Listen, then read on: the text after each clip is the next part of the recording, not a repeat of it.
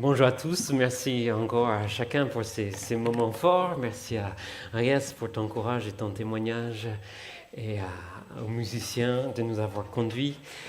Maintenant, nous allons poursuivre ces moments forts en étudiant un passage de la parole dans le dernier livre de la Bible, le livre de l'Apocalypse.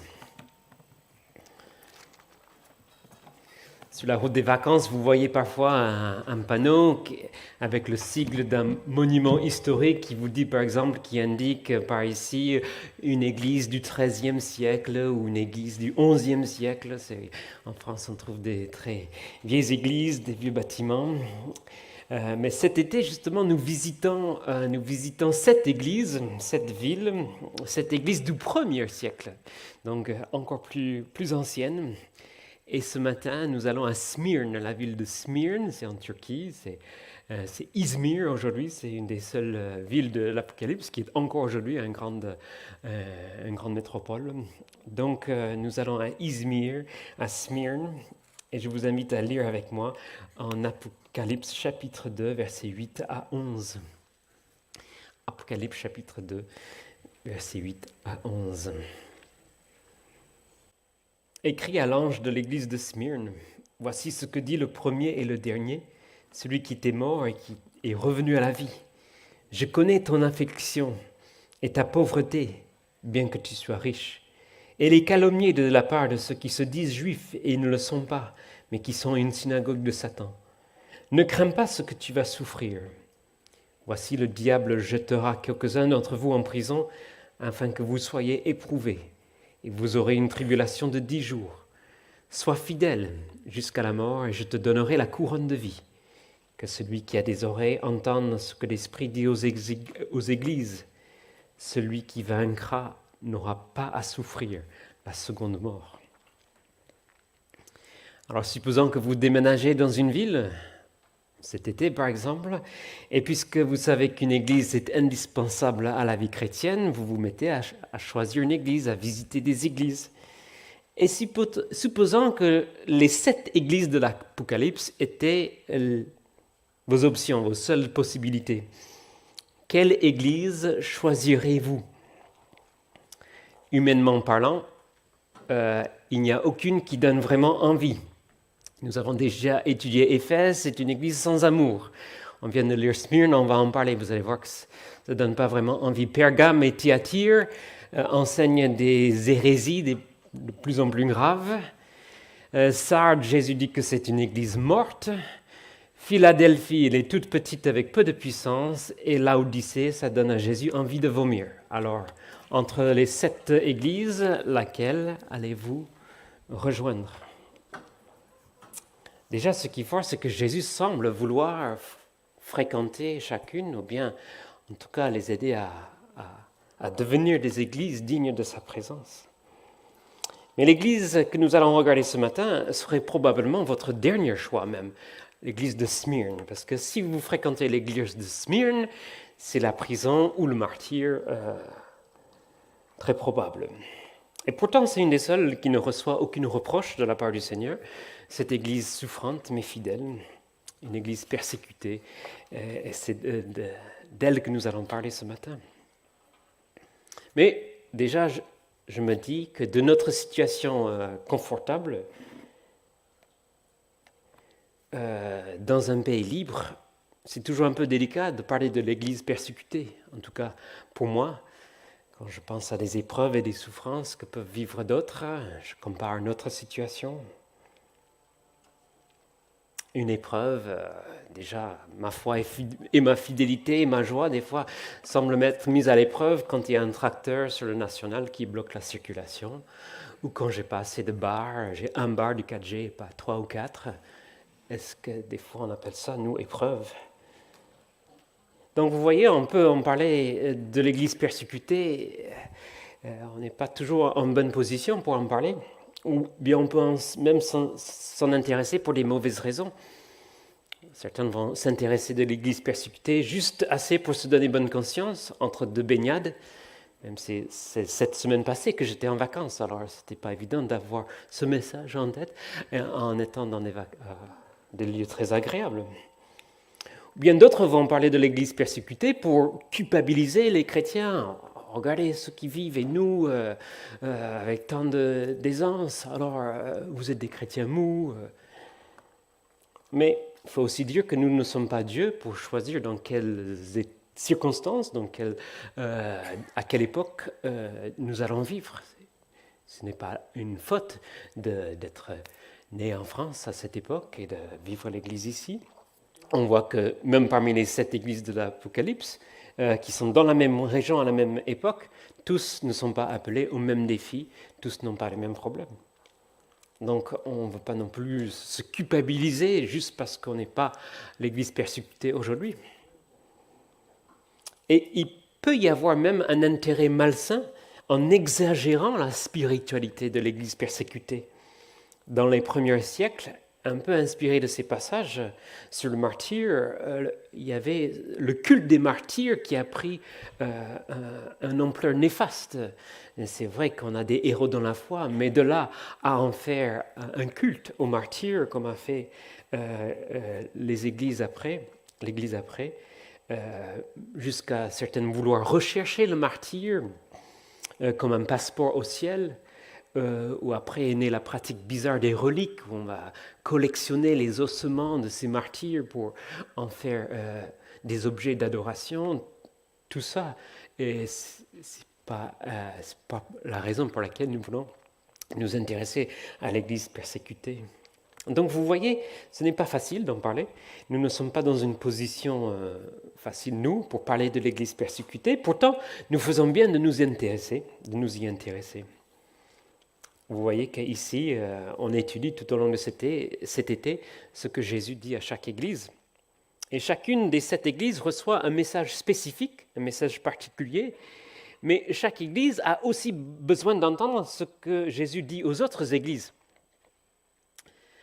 Puisque c'est une lettre groupée, Jésus a quelque chose à dire à chacun, mais il invite toutes à écouter ce qu'il dit aux autres, que celui qui a des oreilles entende ce que l'Esprit dit aux églises, dit verset 11. Donc nous, le BTM, nous avons besoin d'entendre Jésus parler à cette église de Smyrne, cette église souffrante, cette église persécutée, pour nous mieux vivre notre foi et nos épreuves. Pourquoi ? Déjà, cela nous rappelle que certaines églises, comme en Inde, ça a été évoqué, vivent les mêmes choses aujourd'hui, et nous sommes solidaires avec eux. Cela nous prépare peut-être à mieux y faire face si jamais c'est notre tour. On ne sait pas ce que Dieu nous réserve, mais ces mots nous préparent. Et plus généralement, cela nous équipe à vivre toutes sortes d'afflictions, toutes sortes d'épreuves, et rester fidèles. Vous avez entendu dans le témoignage de Reyes un parcours de souffrance, mais il a choisi la foi et la fidélité. Avec des promesses comme celle-ci qui l'entourent. Ce genre de passage nous aide à relativiser un peu le Covid et sa menace. Quand on pense à ce que l'Église persécutée est prête à faire pour se réunir et pour vivre sa foi, on a besoin d'entendre Jésus parler à l'Église persécutée. Alors vous voyez que cela soit la prison ou le martyr, ou bien d'autres épreuves. Et je sais que même ici, même en France, même dans cette salle, il peut y avoir des souffrances et des épreuves au niveau de la famille, au niveau des enfants, qui peuvent être tout aussi douloureuses et déchirantes pour le cœur, émotionnellement, qu'un séjour en prison. Donc, dans tout ça, ces paroles de Jésus à Smyrne et son appel à la fidélité peut nous aider encore et nous encourager ce matin. Alors le but, le projet, c'est d'être fidèle à ce Christ malgré les afflictions, malgré les souffrances, comme nous avons chanté, comme Arias nous a montré. Alors qu'est-ce qui peut nous aider à être fidèles ? Plusieurs réflexions ce matin dans ces paroles. Premièrement, Jésus connaît nos afflictions, nous pouvons être fidèles parce que Jésus connaît nos afflictions. Ensuite, Jésus limite nos afflictions. Et enfin, Jésus nous ressuscite après nos afflictions. Voyons ces paroles d'encouragement à l'église de Smyrne. Tout d'abord, Jésus connaît nos afflictions. Verset 9, c'est ce qu'il dit, « Je connais ton affliction ».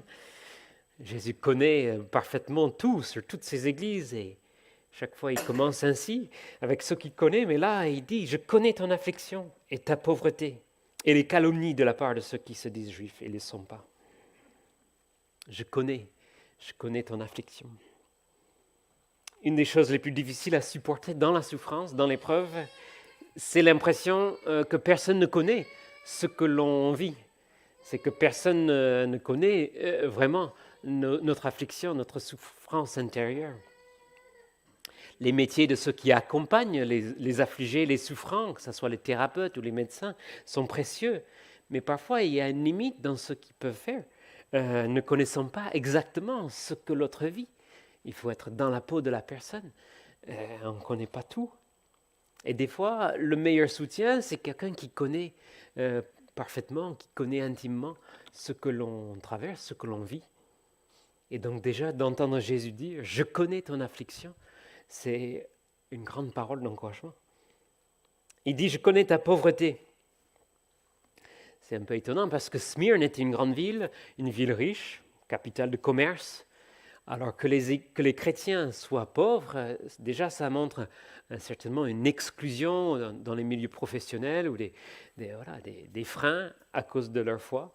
Peut-être ils ne pouvaient pas accéder aux postes, aux professions qui existaient. Donc, voilà un groupe de chrétiens qui sont pauvres, certainement à cause de leur foi. Jésus connaît cela. Il dit aussi, je connais les calomnies de ceux qui vous entourent. C'est vrai, il faut dire que les chrétiens du 1er siècle étaient souvent calomniés. Ils étaient par exemple traités de cannibales parce qu'ils prenaient le repas du Seigneur. Il y avait le pain qui représente le corps de Christ, la coupe qui représente le sang de Christ. Nous allons le faire la semaine prochaine. Mais voilà, de loin, les gens entendaient, on va manger. Ils faisaient une amalgame, on va manger le corps et boire le sang. Voilà, les cannibales.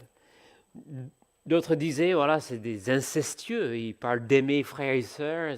C'est ce langage chrétien fraternel. On aime les frères et sœurs, rien à voir avec l'inceste. Mais ils étaient traités d'incestueux. Et surtout, ils étaient traités de blasphémateurs. Le mot calomnie ici, c'est surtout blasphémateur. Et il faut dire que les chrétiens du 1er siècle étaient un peu entre le marteau et l'enclume, entre les Romains d'un côté et les Juifs de l'autre côté. Les chrétiens avaient des croyances qui ne s'accordaient pas ni ce que les Romains voulaient voir, ni ce que les Juifs s'attendaient. Pour les Romains, c'était blasphème de dire que Jésus est seul Seigneur, pas César, pas tout ce panthéon des dieux. Jésus est le seul Dieu, le seul Seigneur. Pour les Romains, ça c'est blasphème. Et pour les Juifs, c'était aussi blasphème de dire que Jésus est Dieu, parce que lui, il voulait préserver le monothéisme pur, et donc de dire que Jésus, ce Messie qui s'est incarné, le Fils, il est Dieu, pour eux c'était blasphème. Donc, voilà, ils disaient auprès des Romains, ils avaient ce témoignage que Jésus est seul Dieu, et les Romains, avec leur panthéisme, n'aimaient pas ça. Et puis auprès des Juifs, ils disaient que Jésus est Dieu, et avec leur monothéisme, ils n'aimaient pas ça, ils les appelaient blasphémateurs. Aujourd'hui, les chrétiens, simplement en restant fidèles à la parole, en vivant nos valeurs, en recherchant à garder la famille, on va aussi parfois nous calomnier. Vous êtes des homophobes, vous êtes des anti-républicains. Voilà, on commence à entendre ce genre de paroles envers les chrétiens. Les communistes dans l'Europe de l'Est, il y a quelques décennies, ils avaient ce raisonnement imbattable. Ils disaient, voilà, de nos jours, il faut être fou, il faut être dérangé d'esprit, il faut être dément pour être chrétien. Puisque voilà, maintenant on a la science, on a tout, donc il faut être fou, il faut être dément pour être chrétien. Alors si tu es chrétien, tu as certainement un problème psychiatrique, donc nous avons des méthodes de rééducation, nous avons nos soins pour t'en guérir. Et là, on connaît quelles étaient ces méthodes de rééducation. Donc voilà, tous ces calomnies que Jésus connaît. Et là, Jésus est très encourageant dans ce qu'il connaît, la réalité qu'il connaît. Il dit, le monde vous appelle pauvre, mais moi je sais que vous êtes riche. D'autres richesses, des richesses éternelles, mais je connais ta pauvreté, bien que tu sois riche. Verset 9. Je sais que les Juifs vous calomnient, mais moi je connais la réalité. Il dit, ces Juifs ne le sont pas vraiment. Jésus appelle ce genre de judaïsme corrompu, qui persécute ceux qui croient au Messie, il appelle ça synagogue de Satan, c'est très fort. Mais encore, maintenant c'est le point de vue de Jésus. Le monde vous calomnie, moi je connais la réalité. Le monde vous appelle pauvre, je sais que vous êtes riche. Et c'est ça qui nous porte aussi dans nos afflictions, dans nos souffrances. Jésus connaît, non seulement parce qu'il sait tout, mais parce qu'il a vécu tout cela. Jésus connaît ce que c'est d'être calomnié par les Juifs et les Romains. Jésus sait ce que c'est d'être traité de blasphémateur pour prétendre qu'il est le vrai roi. Jésus sait ce que c'est d'être traité de fou, de complotiste, parce que c'est ça qui l'a conduit à la croix. Jésus sait ce que c'est la pauvreté. Lui qui est riche, il a choisi la pauvreté à partir de la crèche et toute sa vie pour être avec nous. Donc oui, Jésus connaît parfaitement l'affliction de cette église à Smyrne. Et ce matin aussi, Jésus connaît. Vous venez peut-être avec une souffrance secrète. Jésus connaît. Le monde vous a donné un avis défavorable au travail ou parmi les amis parce que à cause de votre foi. Jésus pense autrement de vous et il sait la réalité. Il sait vous êtes un des siens, son enfant, et lui, il vous traite avec amour. Il connaît parfaitement nos afflictions. C'est déjà une aide précieuse pour avancer dans la fidélité, de savoir que Jésus marche avec nous, il connaît.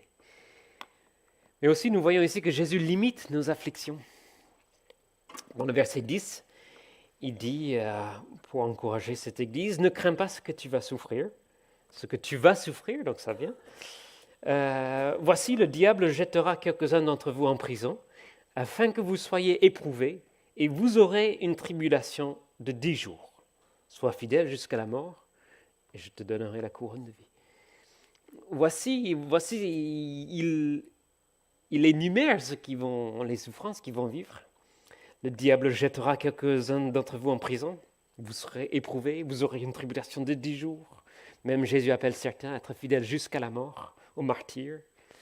On sait d'après l'histoire, il y a une histoire assez célèbre avec un des premiers pasteurs, évêque de Smyrne, il s'appelle Polycarpe. C'était, on va dire, la génération après Jean, après les apôtres. Donc un peu plus tard, le 2e siècle, mais lui, il a connu le martyr à Smyrne, et on peut lire le récit de sa mort et son témoignage fidèle. En tout cas, on sait que les chrétiens de cette époque, certains vont connaître le martyr. Ces 10 jours, c'est quoi ces 10 jours?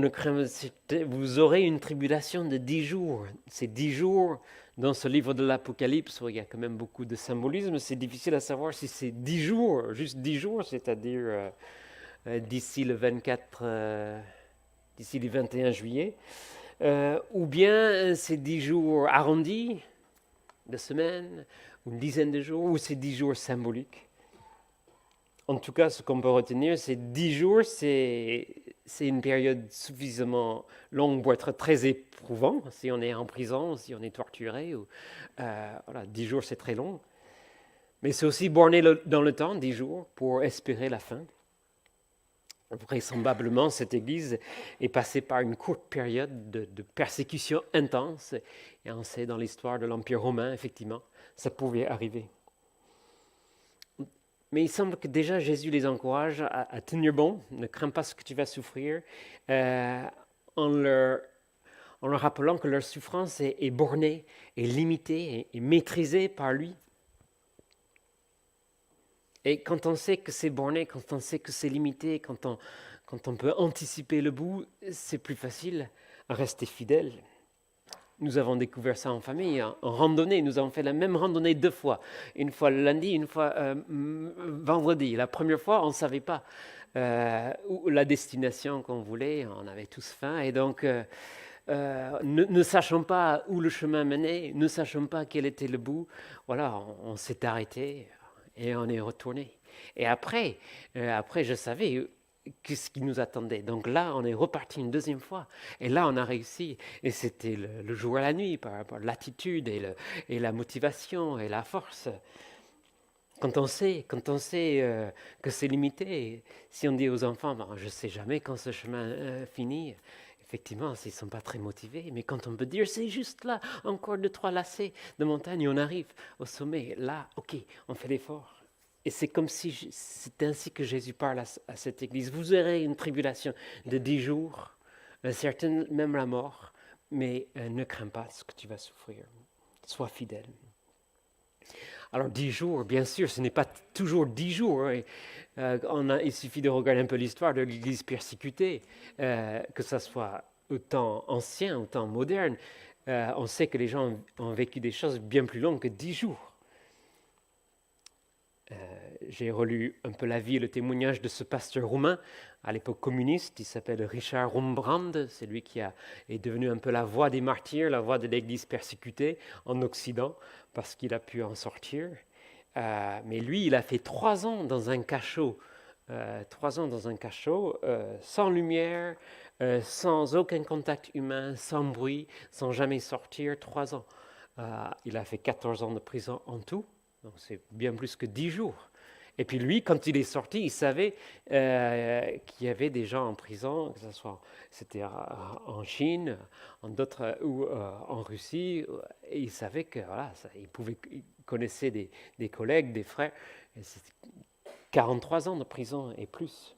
Donc là, on est bien plus que 10 jours. Donc ce verset ne veut pas dire que chaque fois qu'on traverse une épreuve, ça s'arrête à 10 jours.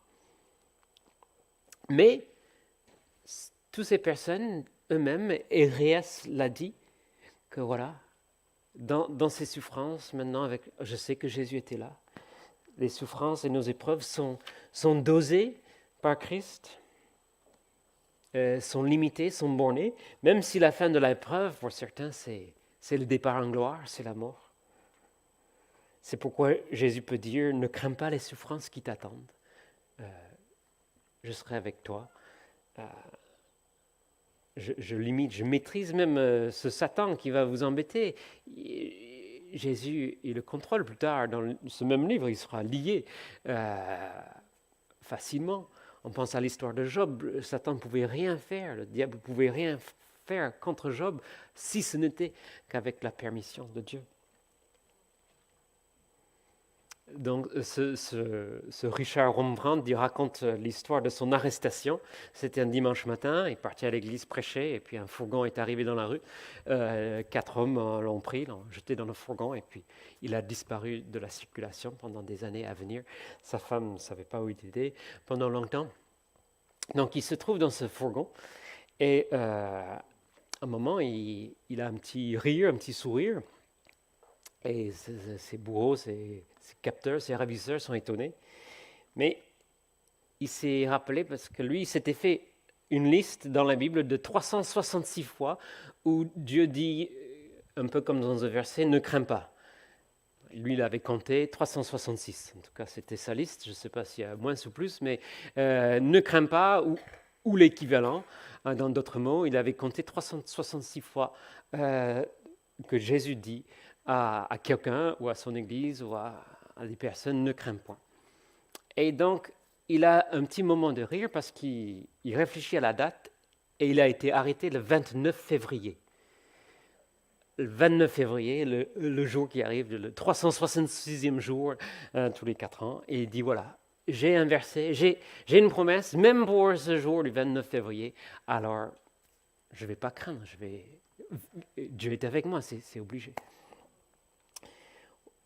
Donc déjà, il savait que Jésus était au contrôle et qu'il limitait ses afflictions, qu'il n'y avait pas à craindre.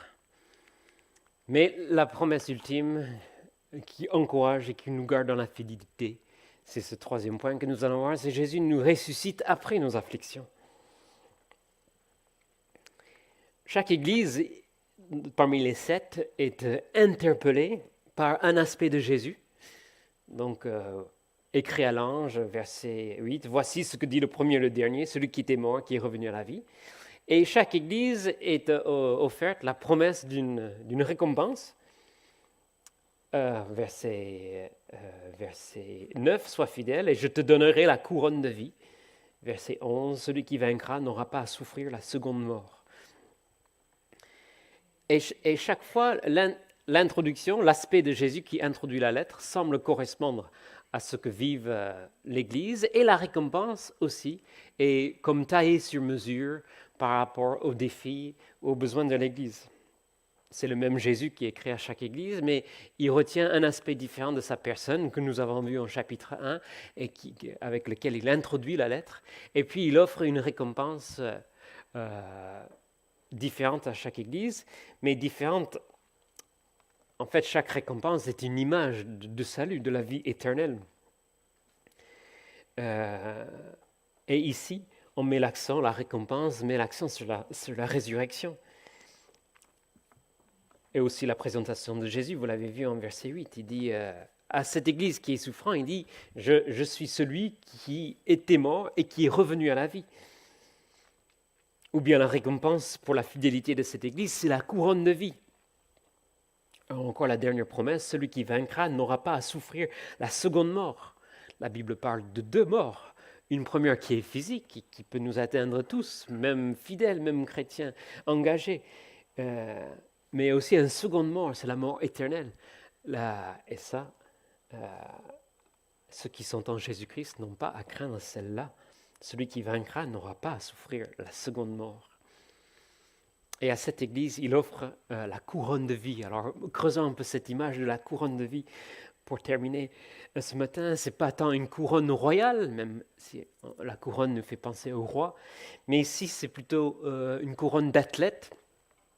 Les couronnes, à l'époque, il y avait des jeux, comme des Jeux olympiques, et il y avait les couronnes de laurier, comme vous savez.